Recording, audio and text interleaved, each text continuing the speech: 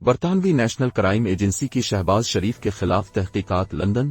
مجتبیٰ علی شاہ۔ برطانوی national crime agency نے مسلم league نون کے صدر شہباز اور ان کے صاحبزادے سلیمان شریف سے سوئس آف شور اکائٹس کے بارے میں بھی تحقیقات کی ہیں۔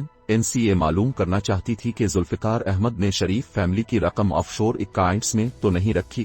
NCA نے شہباز شریف کے اثاثوں اور انیل مسرت کے تعلقات کا جائزہ بھی لیا۔ سلیمان شہباز اور برطانوی تاجر ذوالفقار احمد کے مالی معاملات کو بھی بغور دیکھا گیا۔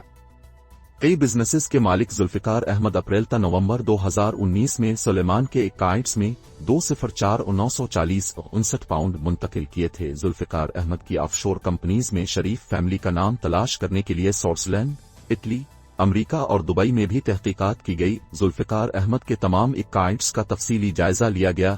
NCA نے ذوالفقار احمد سے سلیمان کو 13 ٹرانسفر اور رقم کے ذرائع کے متعلق بھی سوالات کیے۔ ذوالفقار احمد سے یہ بھی پوچھا گیا کہ کارٹر رک سے 2,20,000 پاؤنڈ کی رقم سلیمان کو ٹرانسفر کرنے کی درخواست کیوں کی اور پھر منسوخ کیوں کی۔